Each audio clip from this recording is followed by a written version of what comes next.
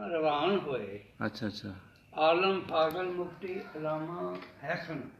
ये हैन दी जगह ते हैसन है ठीक ये सन है सर हैन है मौजूदा ठीक हैसन माजी करीब बाईद हैसन हम्म कुरान और हदीस दे भी तर्जमान होए।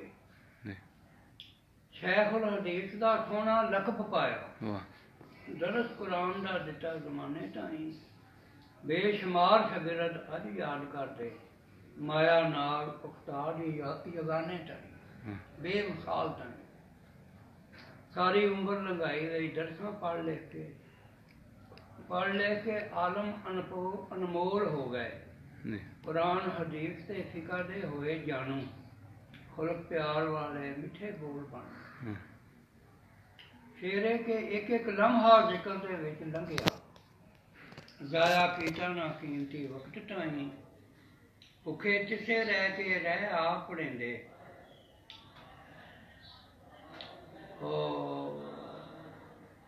गए हौसले नाल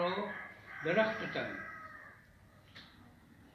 ते पाया इश्क किताबां दे नाल है सी बड़ा इश्क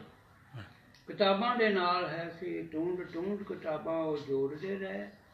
नंबर ला के करदे दर्ज रहे वो रोल जहालत दे तोड़ते रहे कोठे भर गए नाल किताबां सारे खालो पाल किताबां शंगारियां सन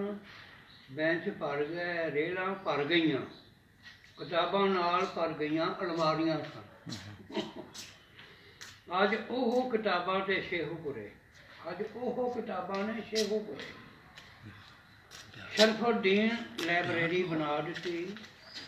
चलो मेरे कोल खड़े हो गए इलम अदब दी मुफ्ती अली अहमद एक शमा नूरानी जगा दी फानी दुनिया छड़ रवाना होए अब्दी जहान अलामा वसा लिया है शेहूपुरे शहर की धरती उत्ते लाइब्रेरी का ला के दीवा बालिया है अल्लाह करे ये मरकज नूरानी होवे राह टपावन कबर नूरानी अंदर राह टपावन कबर नूरानी अंदर सदका जारिया लाइब्रेरी होवे